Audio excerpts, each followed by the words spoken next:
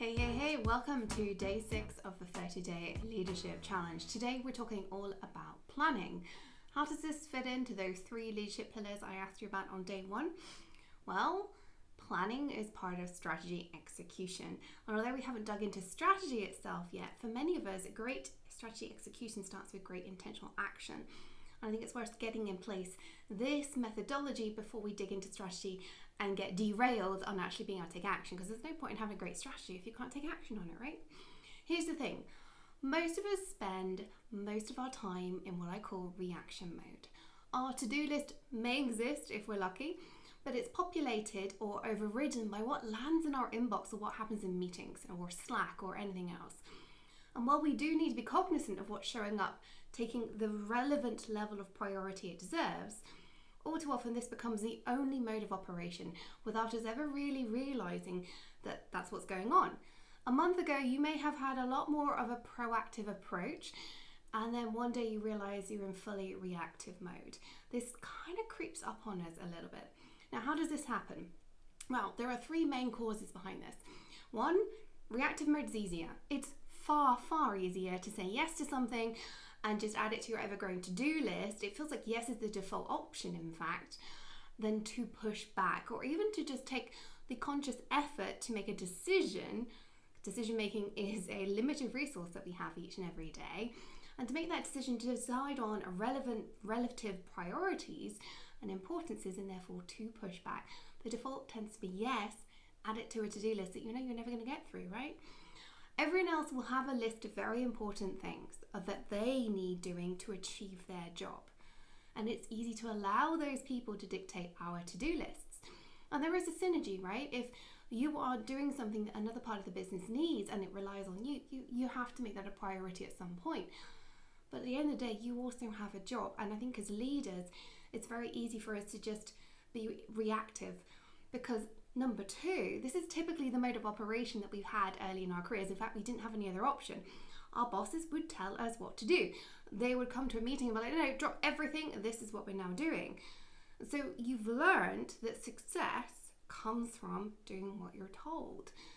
Early on, that made a lot of sense. You were an IC lower down the hierarchy. But now, actually, if you've learned anything about leadership, it may well be that things aren't as clear-cut as when we were early in our careers.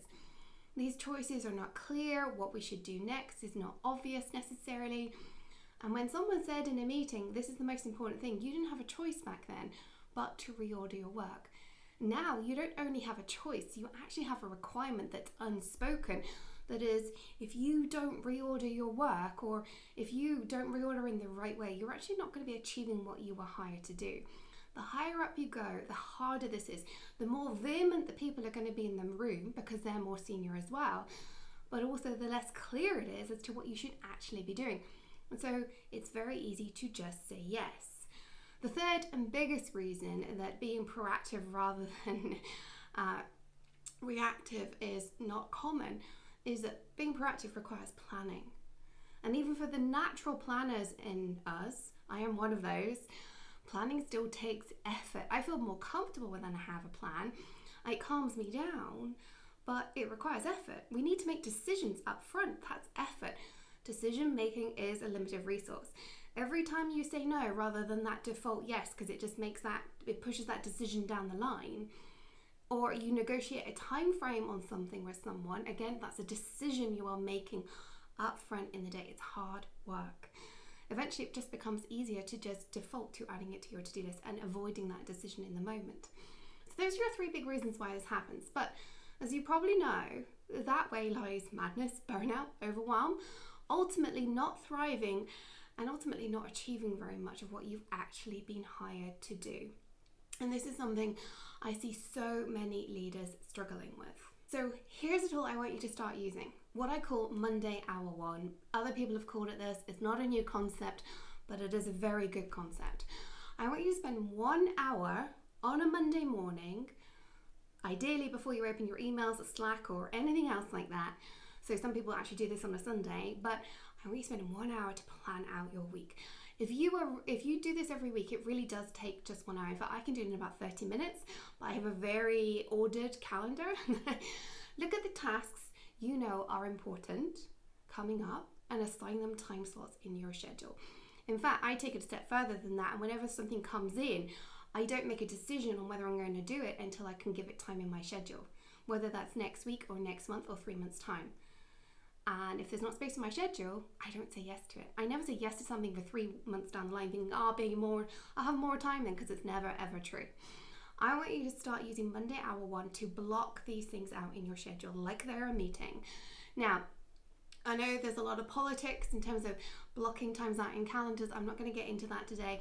I want you to set the expectation with yourself that you are going to be loyal to your calendar. We can come on in another discussion about negotiating that with bosses, with your team, setting the expectation with your team that if they overwrite something on your calendar, you won't show up for it because you already had something in there, right?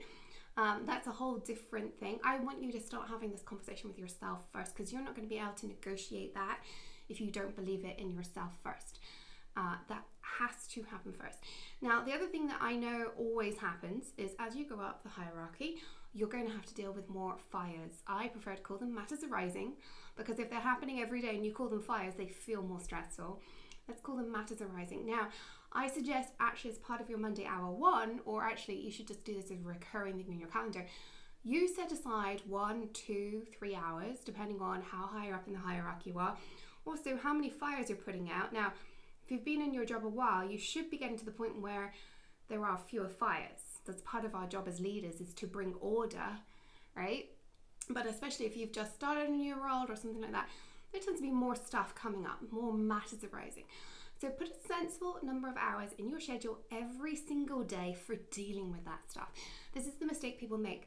They get derailed because of the fires, matters arising, and then they get nothing done. They had a great schedule, they were adhering to their to-do list, but the stuff came up.